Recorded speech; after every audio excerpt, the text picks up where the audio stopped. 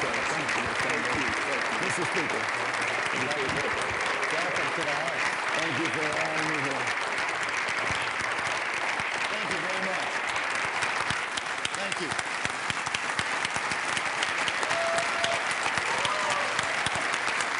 Thank you very much. Please. Thank you. Thank you very much. All right. Thank you.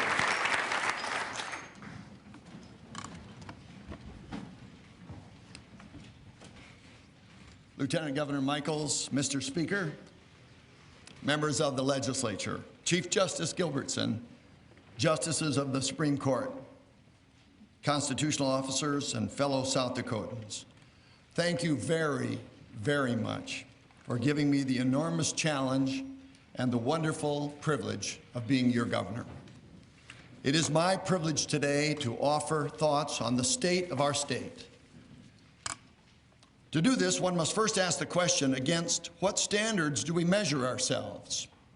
And I believe we should look to the citizens of South Dakota to answer that question. Over the last year, most of us were involved in political campaigns. We visited with thousands and thousands of South Dakotans. They told us what they want from their government. They want balanced budgets. They want the deficit eliminated. They want fewer and simpler regulations. They want more and better jobs. They want to be protected from crime. They want help for those who need education or training to become self-reliant.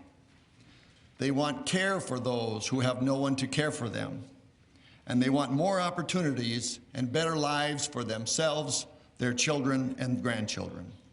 In short, the people want a strong foundation for our state. And that's where we must focus our energy. That's why the people elected us. I'm grateful for the opportunity we will all have to work toward this goal. I'm also very grateful for the hard work that was done over the past 8 years by the state legislature and by Governor Mike Rounds. Our state is in a much stronger position than almost any other state in this nation because of decisions Governor Rounds and this legislature made. Even after the national recession, South Dakota has more jobs now than when Governor Rounds took office. We have made improvements in our gross domestic product, visitor spending, and capital investment. Our unemployment rate is second lowest in the nation. We have made substantial increases in ethanol production and wind energy. Our schools receive $109 million more annually than they did in 2003. We have record enrollments and dramatically more research at our state universities. And we have secured the future of Ellsworth Air Force Base and continued the development of the Homestake Lab. All of this happened because of the hard work of the people of South Dakota, our state legislators, and Governor Mike Rounds. Please join me in thanking Governor Rounds and all those who served over the past 8 years for their service to South Dakota.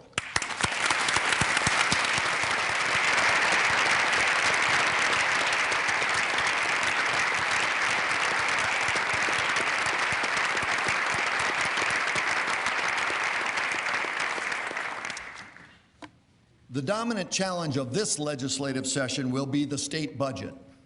I have asked legislative leaders to convene a joint session on January 19, 8 days from now, to receive my budget proposal. The budget will present tough choices. This challenge stems from the national recession, which has caused revenues to fall even as the demand for services has risen. That is why my #1 priority as governor is to create jobs and grow the economy. It is the best long-term solution to solving our budget problem. During the campaign, I released an economic development plan entitled Building a Stronger South Dakota. This is my goal. It must be the goal for all of us, to create a state with more jobs, more wealth, and more opportunities for our young people. It is a 4-year plan, not a 1-year plan, but I'm always open to improving this plan or adding to it as circumstances change. But I will act vigorously to implement this plan starting today. I propose to elevate the Governor's Office of Economic Development to cabinet level, reporting directly to me as governor. I plan to be personally involved every day in our state's economic development efforts. I'm proud to have Pat Costello as Commissioner of the Governor's Office of Economic Development. Pat has practiced as a CPA, run a business, and served his community as a civic leader.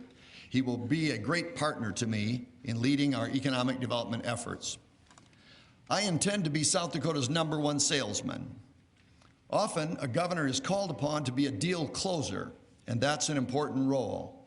I will also be a door opener, and I'll use my office to seek opportunities for our state. Our economic development efforts will utilize a three-pronged approach: invite, increase, and innovate. First, invite. We should continue to invite businesses to South Dakota from high-tax, over-regulated states. Second, increase. We should encourage those businesses that are already here to increase their production and the number of people they employ. We need to help them find orders and contracts. We need to help them add new lines of business. Third, innovate.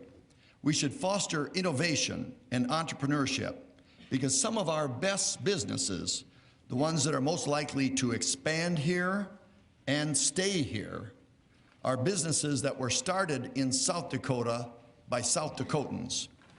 That's why we need to keep expanding our research efforts at our universities and strengthen our efforts to match those researchers with entrepreneurs so that new knowledge can lead to new business.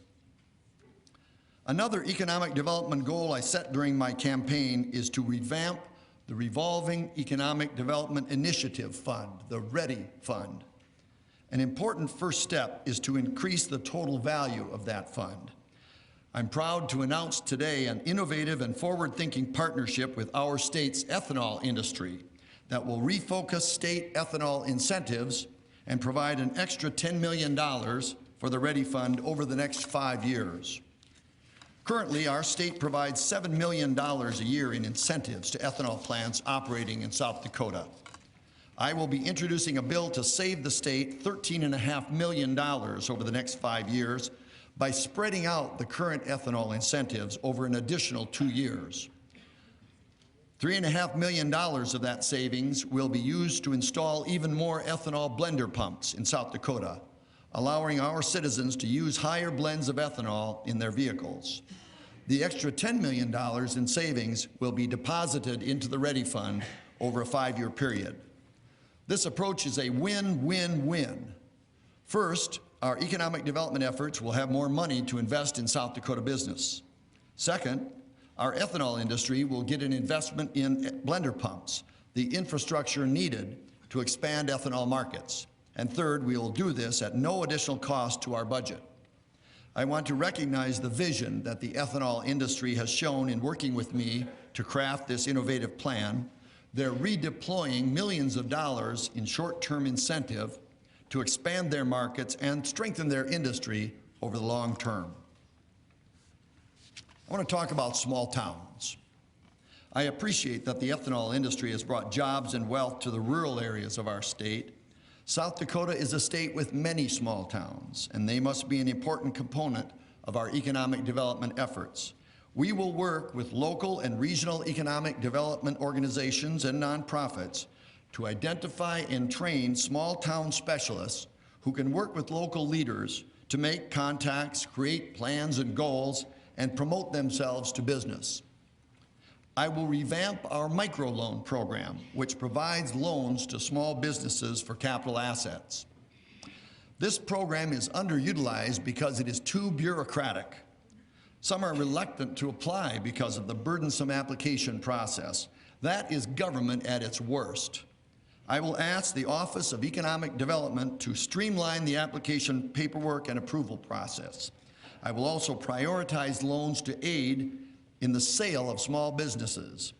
In many small towns, the value of a business inventory is so high that banks are hesitant to finance a potential purchaser. This can lead an aging shopkeeper to shut down for lack of an available buyer. We can use the microloan program to help younger owners purchase these businesses and keep our small town businesses open.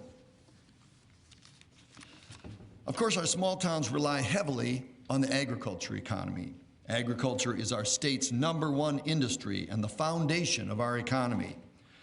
Over the past few years, Mother Nature has provided some challenges. Heavy rains, hailstorms, blizzards, and the outbreak of grasshopper and mountain pine beetle.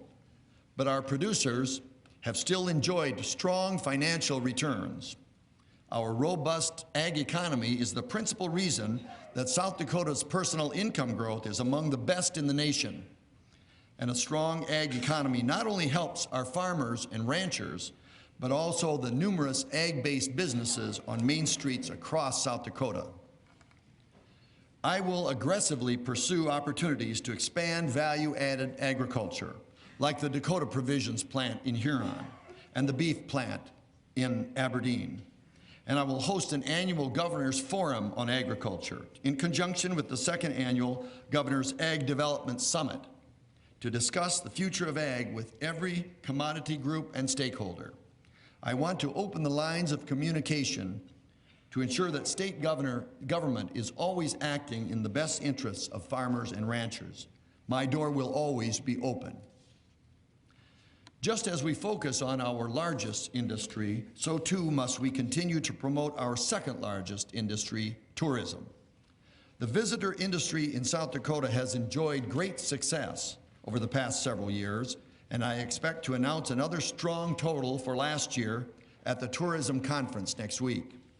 While the recession caused visitor spending to fall in much of the nation, we have held strong in South Dakota. We need to build upon that success. I will be elevating tourism back into the cabinet to give this industry a strong voice, and I will be bringing a bill to retain the extra half-cent tax that the visitor industry placed upon itself in 2009. That tax is set to expire, but these revenues are important to continue to provide for our very successful tourism promotion efforts. South Dakota is a great place to visit, and we must continue to tell our story and to invite people from all over the world to enjoy South Dakota. I'll also be introducing a bill reforming the large project refund program. This program, which was the topic of much discussion last year, was created to encourage investment in large projects in South Dakota. It has worked. Ethanol plants, ag processing plants, and wind power projects have all been built in South Dakota, in part because of this tax incentive program. However, this program has also been used by some projects that would likely have been built in South Dakota anyway.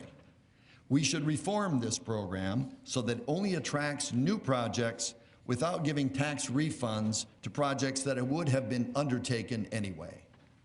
As you know, this program is scheduled to sunset at the end of 2012. It would be a mistake to let this program expire and lose this important economic development tool.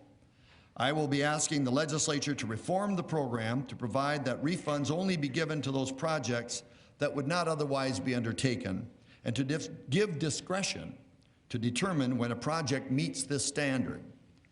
Now, I recognize there's no way to write a law that perfectly anticipates every situation. It makes more sense to allow for discretion in awarding the tax rebates so that loopholes cannot be used to secure unneeded rebates. I would ask that you provide this authority so that South Dakota can be protected from unnecessary tax giveaways. Now I'd like to update you for a moment on developments at the Sanford Underground Laboratory at Homestake and the prospects for the deep underground science and engineering laboratory.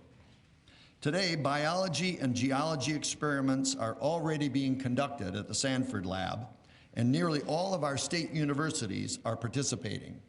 More experiments are preparing to commence yet this year. Under a preliminary agreement, the original plan was for the National Science Foundation to build the deep underground science and engineering laboratory, and for the Department of Energy to pay for the excavation of large cavities.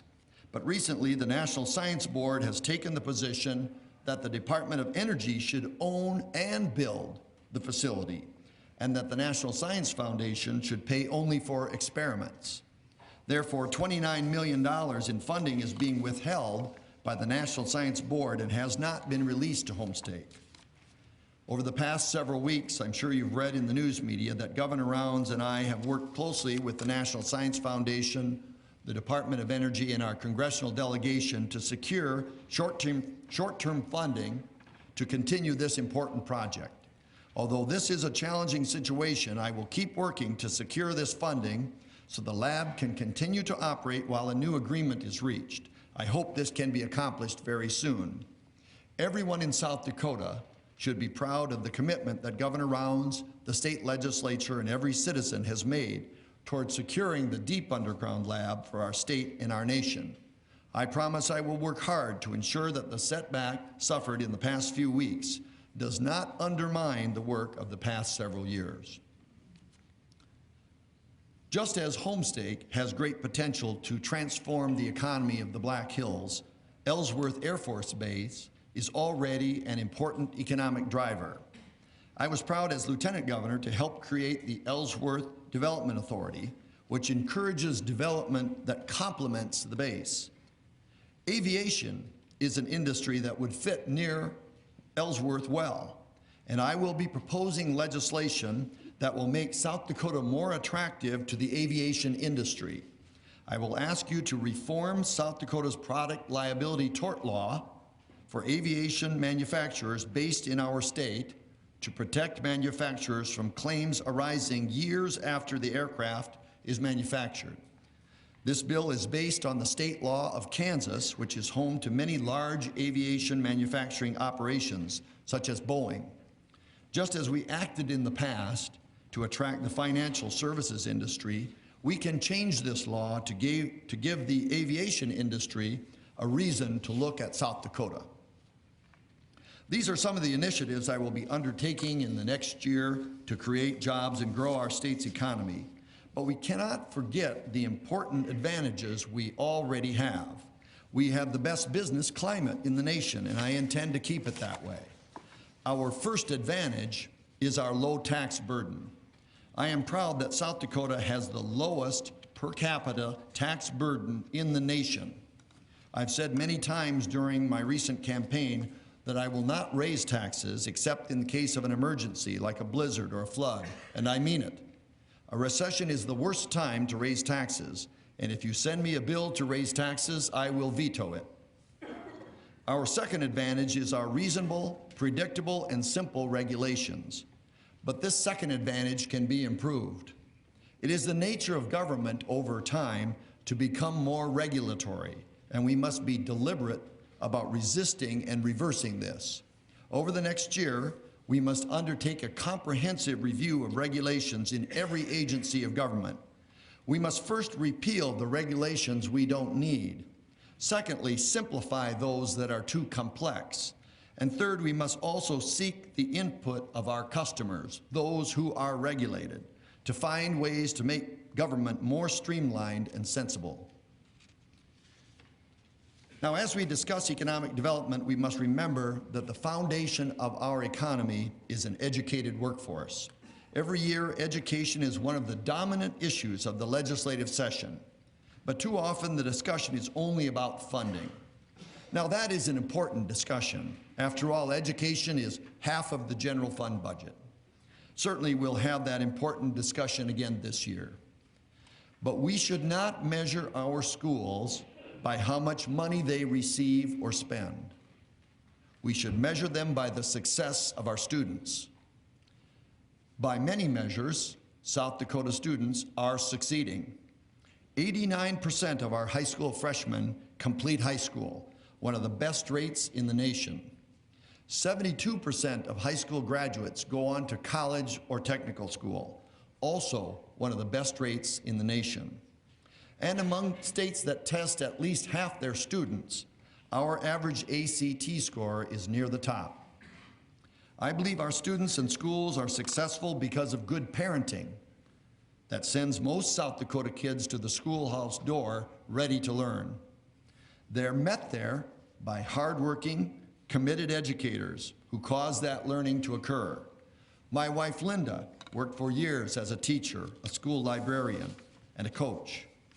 These professionals dedicate their careers to our young people, and it is because of committed teachers and administrators, hardworking students, and involved families that our schools achieve at the high level that they do. Now, can we do better? Of course. Of course we can. I am firmly committed to ensuring every student who wants to go to college is fully prepared to enter and graduate.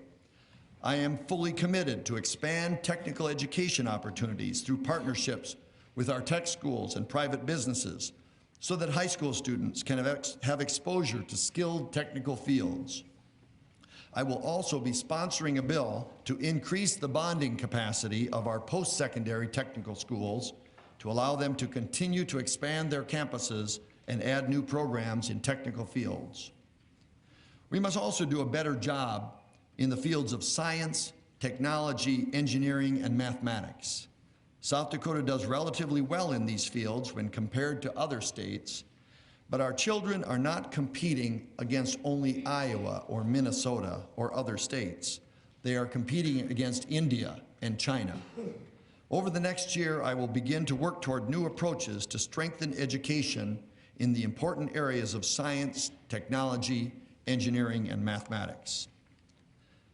Now, I want to use my office to promote new approaches in education and help schools implement them. But I also want to allow local school boards and school administrators to run their own districts.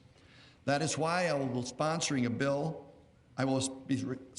bills this year to repeal the 100 student minimum for state aid to school districts and also to remove the cap on school district reserve fund balances. We must trust local officials to make the best decisions for their districts, and if they fail, we must trust local voters to find new local officials.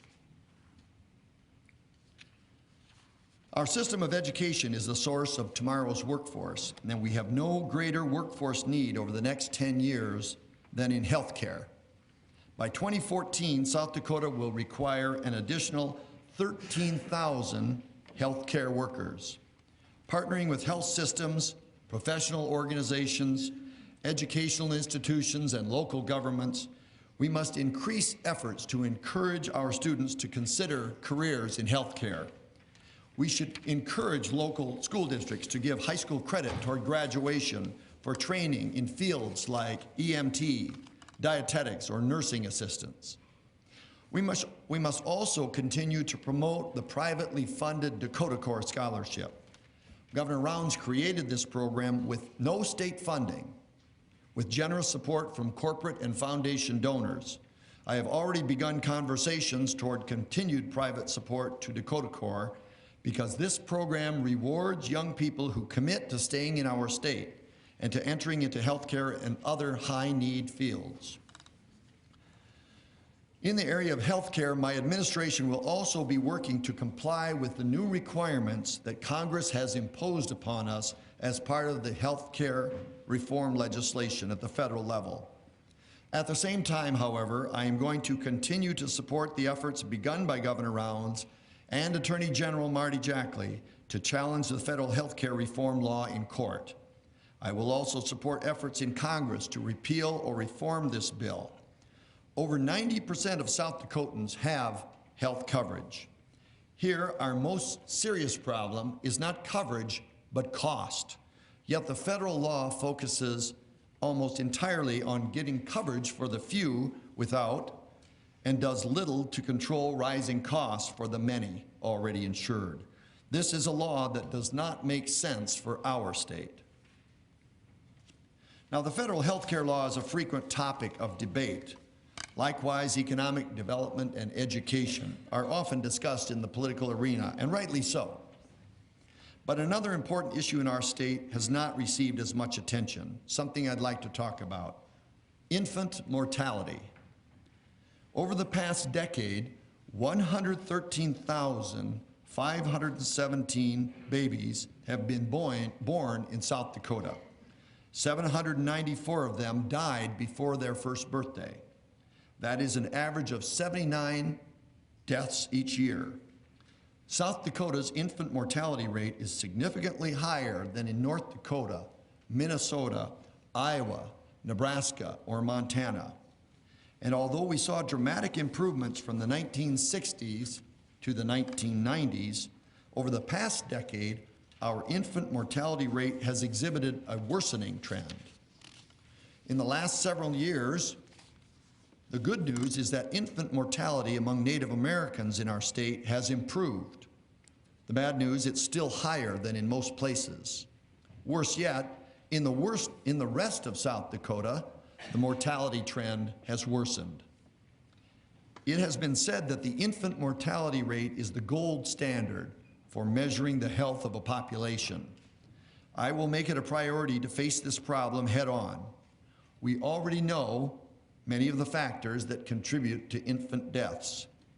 Too many mothers in our state, almost 20%, use tobacco products while they're pregnant. In 1/3 of South Dakota counties, over 30% of mothers don't seek prenatal care during the first trimester. And more young parents need to learn about safe sleep positions and other important infant care tips. One tool our state has to combat infant mortality is the Bright Start Home Visitation Program. Nurses visit expectant mothers in Sioux Falls, Rapid City, and Pine Ridge to educate them about healthy behaviors during pregnancy and after their baby is born. I'm pleased to announce that the state has been awarded a $645,000 grant to expand this Bright Start program to more communities. But there is more to do. I'm going to ask doctors, hospitals, parents, and state and tribal leaders to come together to face this problem. Each of us has a role to play. We all want more South Dakota infants to reach their first birthdays. Infant mortality is one of many issues that will encourage close cooperation between state and tribal leaders. Our reservations are integral parts of our state, and I do not view any challenges faced there as tribal challenges. They are South Dakota challenges. As governor, I'm going to work very hard to build a positive working relationship between the state and each of our 9 tribes. I want to base these relationships on 2 principles. First, I will always remember that the 9 tribes are 9 separate governments, each with their own set of circumstances. They should not be subject to a one-size-fits-all approach. Second, I want to be respectful of the wishes of tribal leaders. My first question to them will be, what are your challenges and opportunities? And my second question will be, how can we work together? I am creating a cabinet-level Secretary of Tribal Relations to help me build these relationships and hold these conversations. I want every tribal leader to know that I'm serious about working with them to build a stronger South Dakota. I'm not looking to attend more meetings as window dressing. This is not window dressing. I want to build real relationships that can lead to positive results for all South Dakotans living on or off reservations. In addition to the bills and other proposed changes I've described already, I will be recommending several organizational changes. This week, I will be submitting an executive reorganization order for your consideration.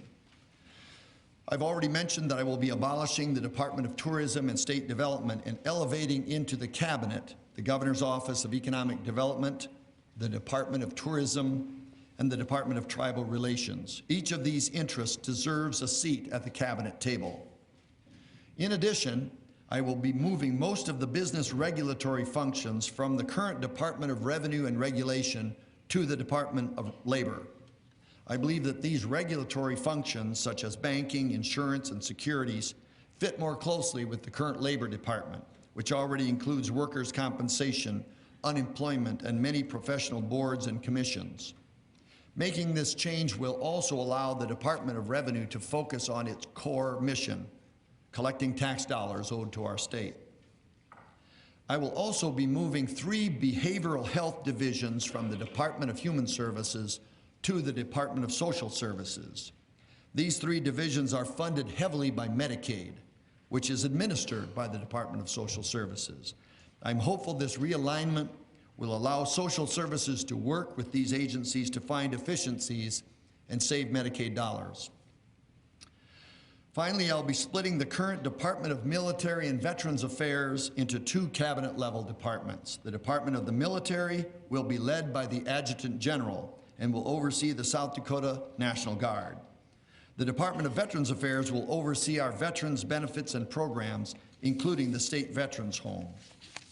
Creating separate departments for the military and for Veterans Affairs will allow the Adjutant General to focus on leading an increasingly active National Guard, while allowing the Secretary of Veterans Affairs to ensure we always meet our obligations to our veterans.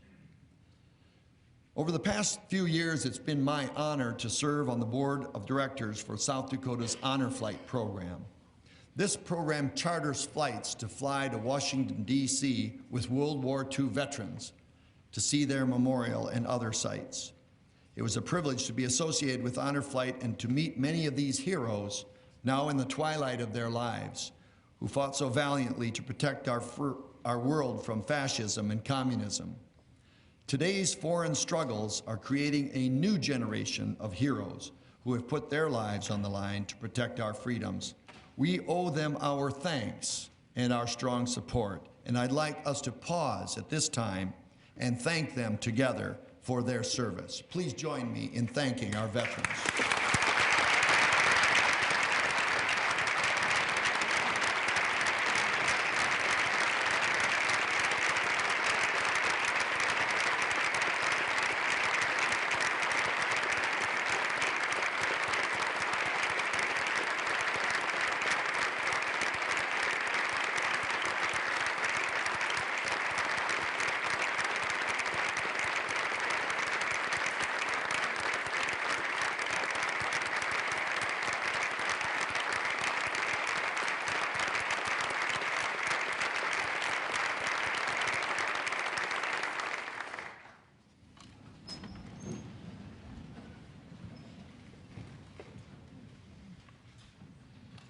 Beyond the cabinet changes I've just described, I've also reorganized the governor's office.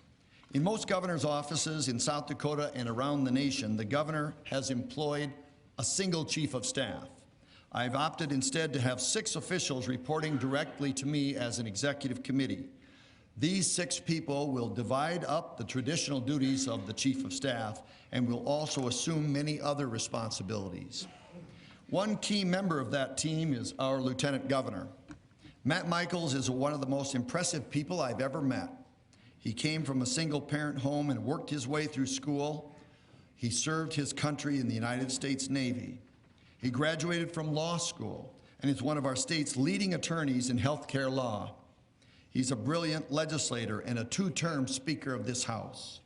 And most importantly, Matt is a family man with a great wife and son and has great values. Having Matt Michaels as a full-time lieutenant governor is a great asset for the people of South Dakota. He will be working with me every day to make our state a better place. And if something happens to me, Matt will be ready to lead our state as governor. The elevation of the lieutenant governor to full-time and other organizational changes I have made does not add another layer of bureaucracy. These changes have not added additional expenses or employees. My governor's office will have the same number of positions as the previous administration, but by reshuffling duties and personnel dollars, we have cut the governor's office payroll by more than 10% effective yesterday. I would like to say a few words now about the state budget. I'll be introducing several bills on behalf of the Bureau of Finance and Management that are necessary to implement my budget proposal. This will include a special appropriation bill to fund the omnibus water bill and our obligations under the physician tuition reimbursement program. There will also be a number of other more technical bills that I will discuss with you next week when I present my budget proposal. Beyond legislation, though, I'll be working with my cabinet this year to find ways to make government more efficient and to save money. One area that I would like to revisit is state travel, the motor fleet and the airplane fleet. I know that studies have been done in the past, but austerity measures currently in place have limited the amount of travel that is being done. And I want to ask the Department of Transportation to undertake a comprehensive study of usage, both of our auto fleet and our airplane fleet, to determine whether we need all that we have. As my last words about the budget today, I would like to say something about the principles that guided me as I crafted the budget proposal I will present next week. As a first principle, I am committed to eliminating the structural deficit. A structural deficit exists when ongoing expenses exceed ongoing revenue. Let me emphasize that definition because clear communication depends upon a common understanding of language. A structural deficit exists when ongoing expenses exceed ongoing revenue. One-time revenue items do not enter into the calculation. One-time expenses do not enter into that calculation. Ongoing versus ongoing. Over the past few years, we have had an increasing structural deficit, not because of mismanagement, but because of the national recession. Our ongoing revenues, our sales tax, our contractors' excise tax, our bank franchise tax, our collective ongoing revenues fell in fiscal year '09 and fell still further in fiscal year '10. And although they are now turning around, ongoing revenues for this fiscal year, ending this June, are still expected to be below fiscal year 2008 ongoing revenues. And even as those ongoing revenues were falling, our ongoing expenses were growing. To fill the gap, the federal government gave us money. But as a condition, we were forbidden to cut spending in most areas. This denied us the freedom to address our structural deficit in a meaningful way. That money will be gone in fiscal year 2012, and we must now confront our condition. I am committed to eliminating the structural deficit, and that is my first principle. As a second principle, I believe we must not use one-time dollars to perpetuate overspending. That just kicks the can down the road. It defers the problem to another year. One-time money should be used only for one-time costs. Reserves should be used only for unexpected needs. The budget I propose next week will meet our goals within these principles. My budget proposal will clearly demonstrate to you and to the people of South Dakota that if we truly want to balance our budget without raising taxes, as I do, we must be prepared to make some very difficult decisions. I intend to lead by example. The agencies under the control of the governor will be cut by at least 10%. The governor's office will be cut by 10% overall. Every member of my cabinet has agreed to cut his or her salary by at least 10%, some almost 15%, and I will be cutting my own salary by 15%. It is my duty as governor to begin the budget discussion with a proposal. I do not claim that that proposal is the plan. It is a plan. I look forward to an open and honest dialogue with you and the people of South Dakota about this proposal. I am willing to reconsider the details of the budget I present, but I am committed to the principal goal of a structurally balanced budget. During session, the halls of our Capitol are filled with those who represent the many interest groups of our state. These are good people, and they have a job to do, advocate for their employers. And it is important that someone fills this role. But we, who have been elected, must remember that there is another interest group who is not so well organized. They are the taxpayers who elected us to come to Pierre. We are here to represent all of South Dakota, the taxpayers as well as the tax spenders. The taxpayers ask that we look at the big picture, that we take the long view and that we spend their hard-earned tax dollars responsibly and provide government services efficiently. As governor, I will put taxpayers first, and I will make sure that their voice is never forgotten. Let me close now with a little history. Every year, our legislature opens its session by inviting the governor to report on the state of the state, as I have just done. It was exactly 100 years ago last week, on January 3rd, 1911, that the legislature convened for the very first time in this building to hear the governor's State of the State address. The governor that day discussed many of the same issues that we talked about a minute ago and that we will debate and discuss: the budget, education, agriculture, state institutions, law enforcement, transportation. The governor had been elected in 1908 and had won his second term by a margin of more than 20%. Yet I would venture to guess that almost no one here would be able to recall the name of that governor if asked. And you see, that's the point. A century from now, Governor Dennis Daugaard will be as forgotten as Governor Robert S. Vesey. Let us seek to be remembered, not for our names, but for our deeds. We all stand on the shoulders of those who came before us. I invite all of you to join me this year as we seek to build a stronger South Dakota. There will be times when we disagree, but if we can agree on the facts and set politics aside, there is much that we can accomplish. It's amazing what you can do if you don't care who gets the credit. Let's stand tall together so that the generations who follow us may live in a stronger, freer, better South Dakota. Thank you all very much.